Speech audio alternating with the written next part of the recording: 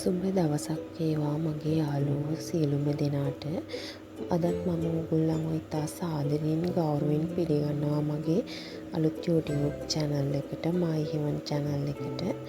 ඉතින් මම අද ඔයගොල්ලන්ට පෙන්නන්නේ කොහොමද කෑම කාමරය ලස්සන කරගන්න පුළුවන් ඩෙකරේෂන් එකක් හදාගන්නේ කොහොමද කියලා.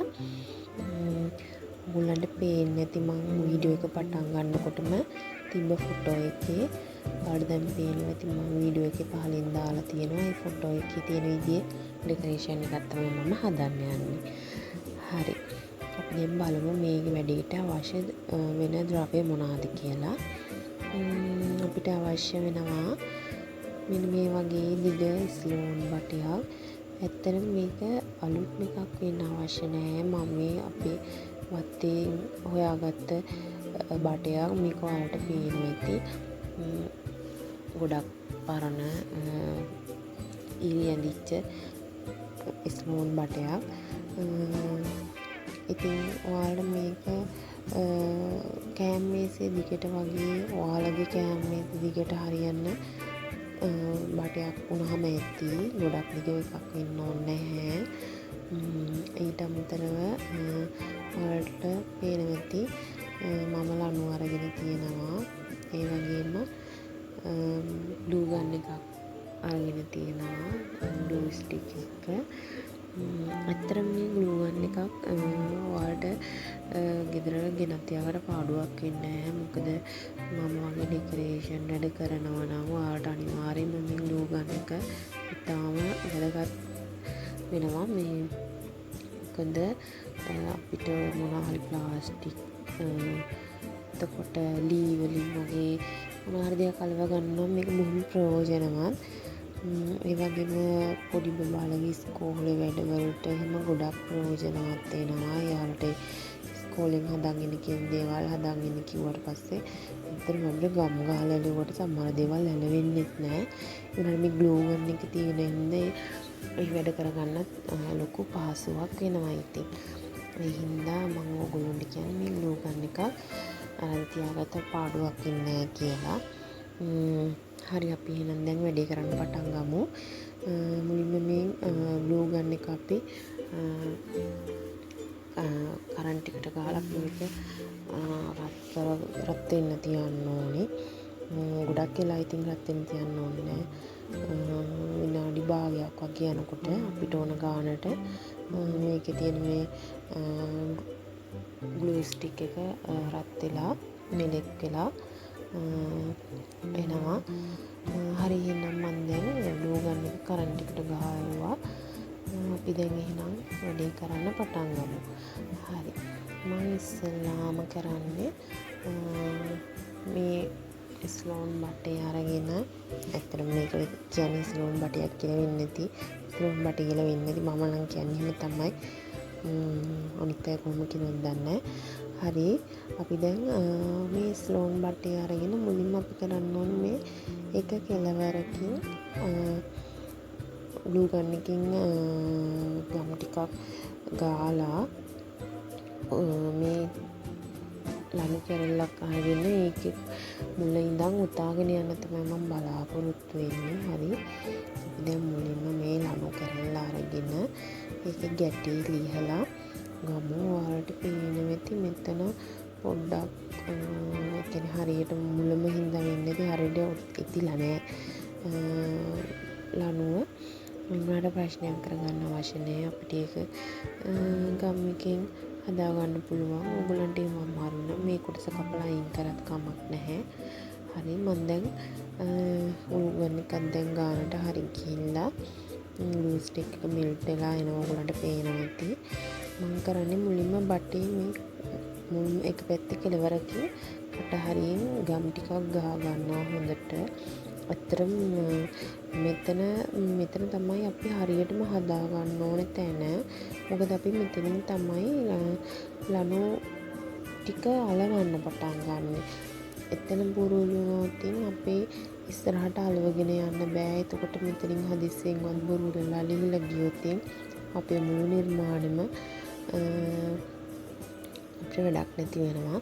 ඒ හින්දා මම කරන්නේ හොඳටම ගම් ගාලා මෙතන හොඳට තද කරලා අලව ගන්නවා.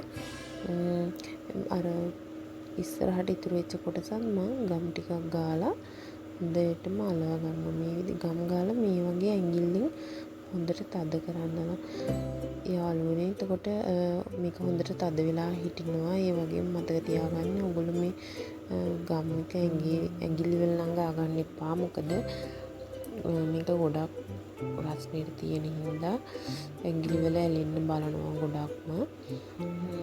මේ විදිහට ලනු ටික අපි අලවලා මුල්ම පටන් ගන්න තැන හොඳටම හදා ගන්න ඕනේ. ග්ලූ ගන් එකේ මගේ දාලා තිබ්බ ග්ලූ ස්ටික් එක ඉවරයි. මම දැන් අලුත් එකක් දාන්න තමයි යන්නේ. ඔයගොල්ලෝ දන්නේ නැති අය බලන්න නිකම්ම මෙතන සිදුරක් තියෙනවා. ඒකට දාන්න තමයි තියෙන්නේ ග්ලූ ස්ටික් එක. හරි යාළුවනේ, දැන් අපි ඊටු ටිකක් අලව ගමු මේ විදියටම. මුල හරියට හොඳට ගම් දාන්න ඕනේ හින්දා මම ආපහු චුට්ටක් දාලා මේ ලනු කෑලි ඊටු ටික මේ ග්ලූ ස්ටික් එකේම තියෙන මේ අකඩ කොටසින් තද කරලා අලව ගන්න. මෙතරම් ඕගොල්ලන්ට මතින් අල්ලන්න බැරි තැනක් තියෙනවා නම් එම මාරු නැතිව අල්ලන්න යන්න එපා. මේ වගේ මේ අකඩ කොටසට තියලා තද කරන්න. එතකොට හොඳට ඇලවෙනවා. හරි යාළුවනේ, දැන් මම එක පැත්තක් අලව ගත්තා. දැන් මට තියෙන ඊළඟ පැත්ත අලව ගන්න. මේ පැත්තෙත් මම හොඳට ගම් චුට්ටක් ගාලා අලව ගන්න තමයි මේ බලාපොරොත්තු වෙන්නේ. මේ ටික තමයි අපි හොඳටම හදා ගන්න ඕන. මම ඔයගලන්ට කලින් කිව්වා වගේ මේ හින්දා ගොඩක් ගම් ගාලා හදාගමු යාළුවනේ. හරි, අපි දැන් මේ විදියට අනිත් පැත්තත් ලනු කෑල්ලක් කොහොම තියලා වටේට අලව ගමු. හොඳට තද කරගන්න ඕනේ යාළුවනේ මේක. අපි කොහොමත් මේක ඇලවෙනවා. නමුත් අර හොඳට අලව ගත්තේ නැති වුණොත් මේක එකපාරට මේ බටේ සිනිඳු මතු පිට සිනිඳු හින්දා ගම් ටික ගැලවිලා යන්න බලනවා. ඒ හින්දා ගම් ටිකක් වැඩිපුර ගාලා හොඳට තද කරලා අලව ගන්න. අපි දැන් මෙහෙම බටේ කට වටේට මෙහෙම එකපාරක් අලව ගත්තා. ඊට පස්සේ ඕගොල්ලන්ට පේනවා යාළුවනේ මේ බටේ දැන් ඕගොල්ලන්ට මේ බටේ දෙපැත්තේ සිදුරු දෙකක් තියෙනවා. එතකොට ඒක පිහිම පේන තිබ්බහම අපේ නිර්මාණේ අවලස්සන ගතියක් පේන තියෙනවා. මොකද මේක මේ අලුත් බටේකුත් නෙමෙයි. මම මේ වත්තින් හොයාගත්ත පරණ බටයක්. එතකොට මේ අලුත් බටයක් වගේම මේ නීට් එකට ලස්සනට තියෙන්නෙත් නැහැ. ඒ හින්දා අපිට මෙන්න මේ සිදුරත් ලනු වලින්ම කවර් කරගන්න සිද්ධ වෙනවා. එතකොට අපි කරන්න ඕනේ මේ කට වටේට ගම් චුට්ට ගාලා ඒ සිදුරත් ලනු වලින්ම කවර් කරගෙන වහගන්න එක තමයි අපිට කරගන්න තියෙන්නේ. ඔයගොල්ලන්ට තේරෙනවද මේව මම කියන්නේ මොකක්ද කියලා?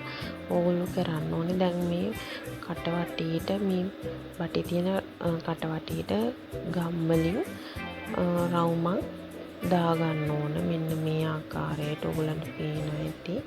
මම මේ දැන් බටේ කට වටේට ගම් දා ගන්නවා.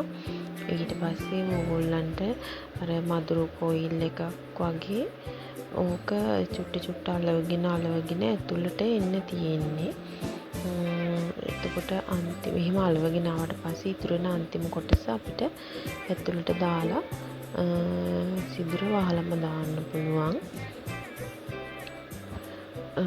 එතකොට අපි කරන නිර්මාණයේ නීට්නස් එක වැඩි. සිදුරක් පේන තිබ්බොතින් ඒක අවලස්සන ගතියක් පේන හින්දා අපි එහෙනම් වහගමු.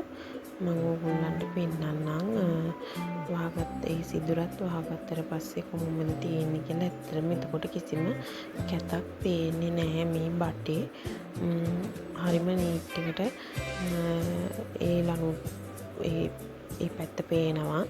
අපිට කැතක් පේන්නේ නැහැ. ඔයගොල්ලන්ට පේනවා ඇති මම දැන් වට දෙකක් විතර අලවගෙන තිබ්බේ ඒ ලණුවෙන්.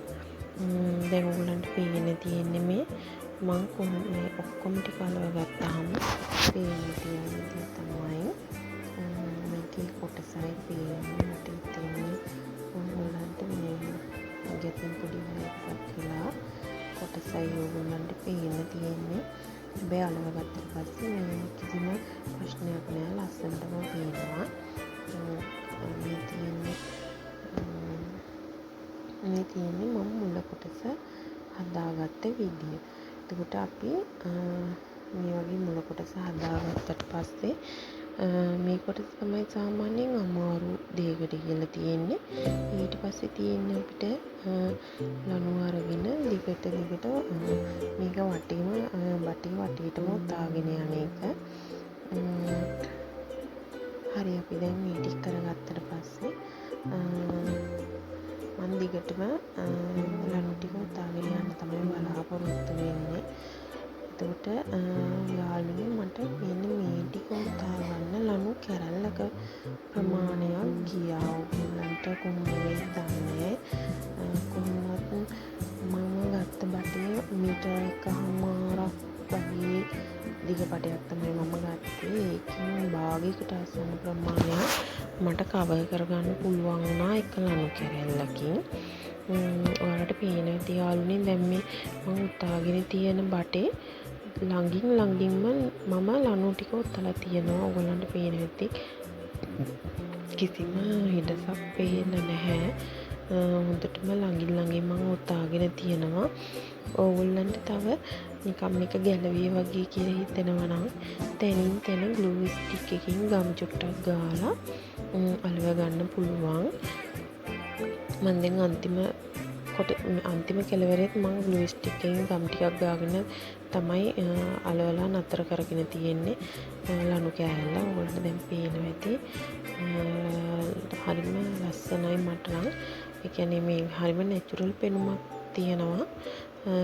අපි අර නිකන් බටයක් ගන්නවට වඩා මෙහෙම ලණු උතාගත්තට පස්සේ නැචරල් පෙනුමක් එනවා අපි කරන නිර්මාණයට. මොකද අපි ආටිෆිෂල් මල් ගත්තට අපි දැන් මේක මල් අරගෙන කොළ අරගෙන අපි නිකන් නැචරල් දෙයක් වගේනේ කරන්නේ මේ නිර්මාණය.